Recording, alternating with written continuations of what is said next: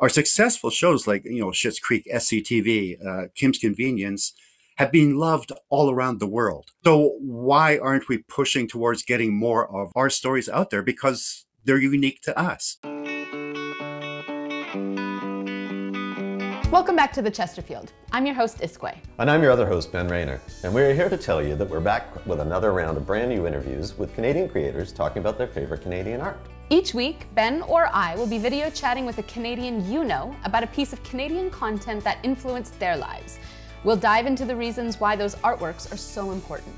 If you joined us before, you know that Chesterfield is produced by Friends of Canadian Broadcasting, which is a not-for-profit citizens group powered by Canadians just like you who care passionately about our arts, our news, and our cultural sovereignty. And this season, the Chesterfield is at the center of a new Friends campaign called I Am Canadian Content. It's a simple statement backing up a powerful idea. We're basically just showing the world that Canadians strongly value our distinct culture and want the government to support CanCon, the CBC, and our media. So, if you're interested, visit imcancon.ca to get involved. We're gonna have some fun and really important conversations this season. So let's get on with the show. We're kicking off the new season of the Chesterfield with my conversation with a Canadian comedy legend. Colin Mochrie is a master of improv. You know him from TV's Whose Line Is It Anyway, both the British and American versions, and dozens of Canadian films and series like Murdoch Mysteries, Royal Canadian Air Force, and Black Fly.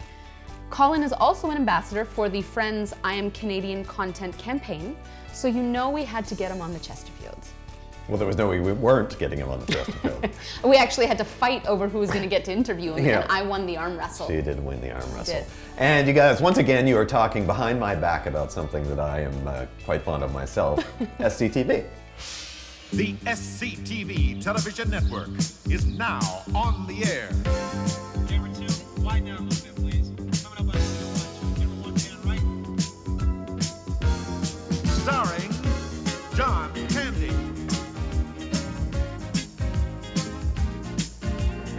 Joe Flaherty,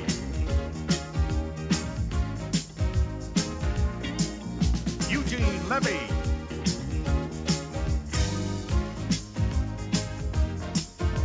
Andrea Martin,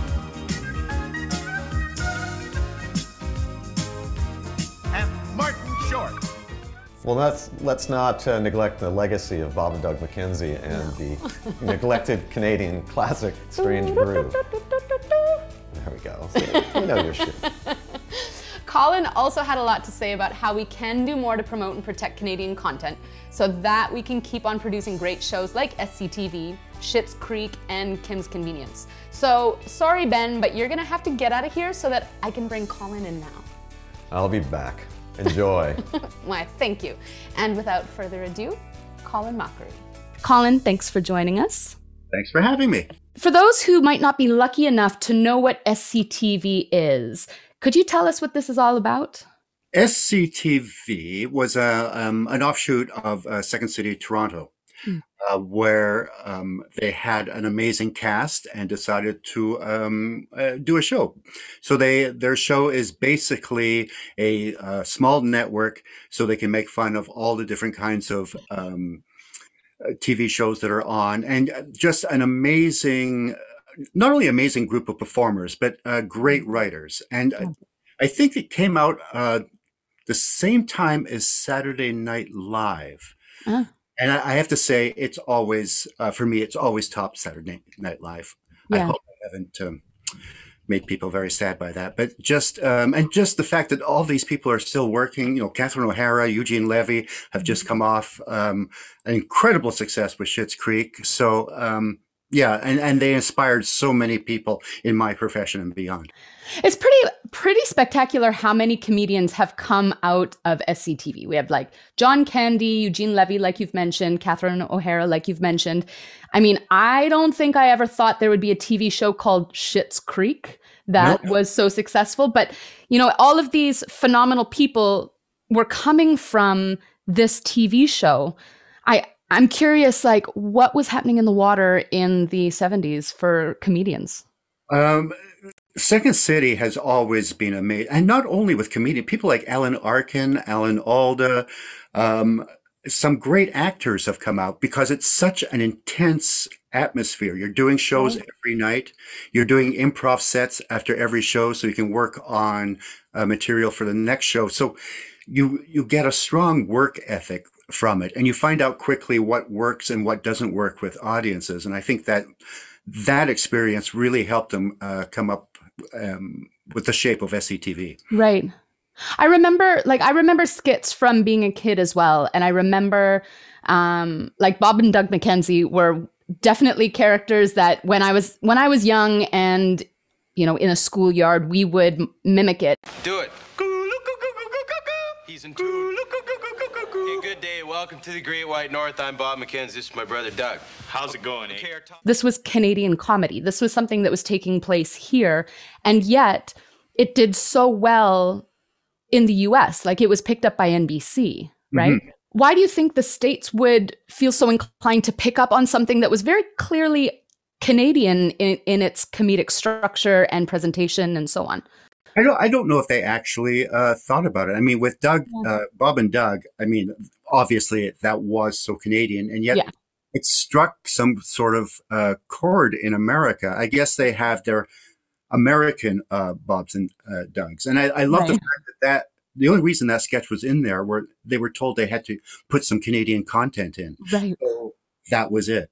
But all their other stuff is, I mean, it has kind of a Canadian sensibility, but it's not especially Canadian. It's all something that it's universal. A lot of it is just goofy. Mm-hmm. Can't say Ed Grimley really represents Canada, but there's something about all of their characters that really seem to strike a chord with everyone, no matter where you're from. Yeah, I had read that Bob and Doug McKenzie was thrown in there almost as a mockery of this idea of needing Canadian content. And I love the fact that it became like one of the biggest characters of the show at that point. Yeah. I wonder why you think Canada punches so high above our weight in comedy. Like, what is it about Canadian comedy that reaches people in such broad strokes?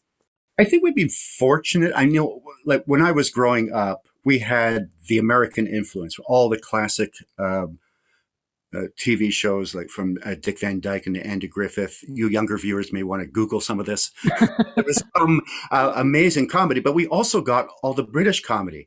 Mm-hmm. And the British comedy goes, you know, from Benny Hill to Monty Python. And Canada got Monty Python before America. Not only we got to see it before, but I think we understood the humor before. Right. So we've had all these comedic influences come at us. So I think we have that in addition to, at that point, being an outsider sort of thing. Having that thing of notice us. This is going to be our thing. We picked the best of the U.S. We picked the best. We sort of molded it into a Canadian sensibility. Mm-hmm. And there's nothing Canadians won't do to get a laugh. Now, millions of Americans would know you from Whose Line Is It Anyways and The Drew Carey Show. But you've done a lot of Canadian TV. Mm-hmm. Some Canadians, when they find that level of success in LA and in America, they stay there. So I'm curious about why it was so important to you to continue to work on Canadian stories. Well, first of all, I mean, I just love Canada, and nothing against the States. I have a lot of friends there, but at times it's a very odd country. And I just felt more secure here, being able to do what I wanted to do. In America, you also get pigeonholed very quickly. Like, this is all you can do. You can only do improv comedy. And since Whose Line was sort of the only place you can do improv comedy, it kind of shut off everything else. I would get things like people would say, well, we wanted you, but we were afraid you were going to just go off script and make up stuff. And up here, I didn't have that. They sort of trusted, no, he knows this is a script. The writer has worked on it. It is his job to sort of interpret what the writer wants. Mm-hmm. And so, and like Britain, they jump between, you know, movies and theater and television, and there's really no distinction. And it's the same here. Yeah. You know, you'll have someone do a Shakespeare play one week, and then the next week they're, you know, starring in a sitcom. It's the work that's important rather than celebrity. Right. Celebrity is also nice. Get you free coffee. Exactly. It's interesting you say that. I have found the opposite can often be true in the music industry here in Canada, where it can be if you stay and sort of how we consume music as Canadians, there can be this push and pull about wanting to leave, needing to leave in order to, develop further in your career and not be pigeonholed as a Canadian artist, as though, like that could be a bad thing, right? Yeah. And that's still a thing. Because I remember in the 70s when they decided we're going to play more Canadian music on radio stations, more Canadian content. And people were going, what? This is...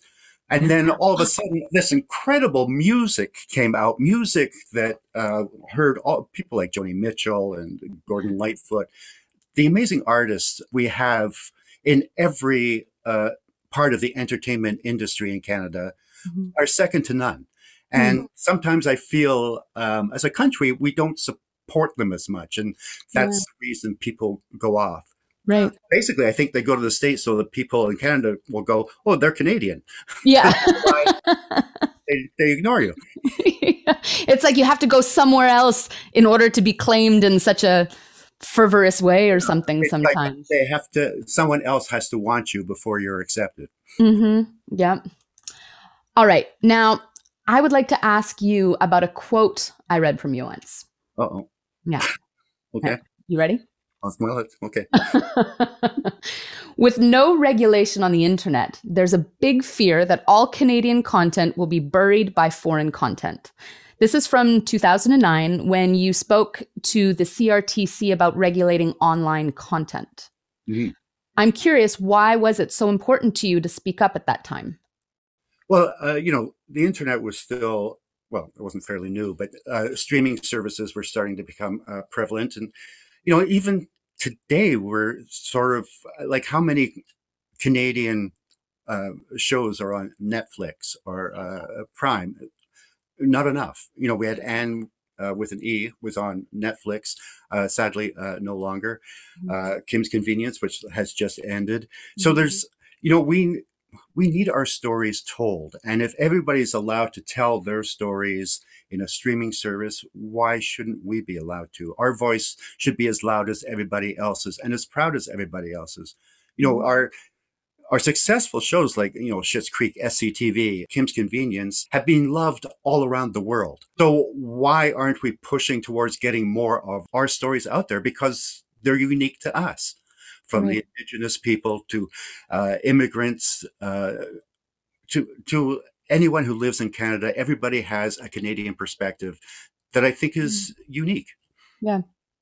So how important is it for Canada to have that culture that reflects us, that uses our languages, our references, our tastes, whether it's popular in the rest of the world or not? When you look at the diversity across Canada, a TV show in British Columbia is going to be so different from a show in Newfoundland. Right. Because every province has its sort of whole identity. And I think that's what gives Canada its identity, the multiculturalism of this country and the stories that we have. And as I say, they're second to none. There's so many great writers out there putting out great things.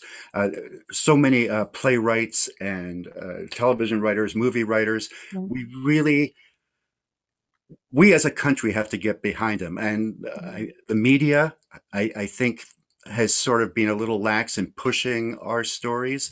I remember like working on some Canadian shows, and you look on the television listings and they'd be pushing a rerun of Friends. And you go, no, this is the time you go, look, you know what Friends is. This is something that you might really enjoy. Give it a chance. So why do you think so many people feel apologetic of the term CanCon? I just think it's been years of being downplayed. When my daughter was growing up, there were times where we'd get her to try to watch something, and for some reason she was always fascinated by the things on the French channel, even though she can't speak French at all. So we go, no, it's French, and go to something else. And then that kind of became a shorthand of things that we didn't want her to watch. We go, no, that's French. And then we realized this is not a good thing, because we're adding a negative connotation to something that shouldn't be negative at all. There's a lot of great, of course, French culture in Canada. And I think it was just years of being told that we were less than. We weren't as good as America. We weren't as good as the Brits, which was totally false.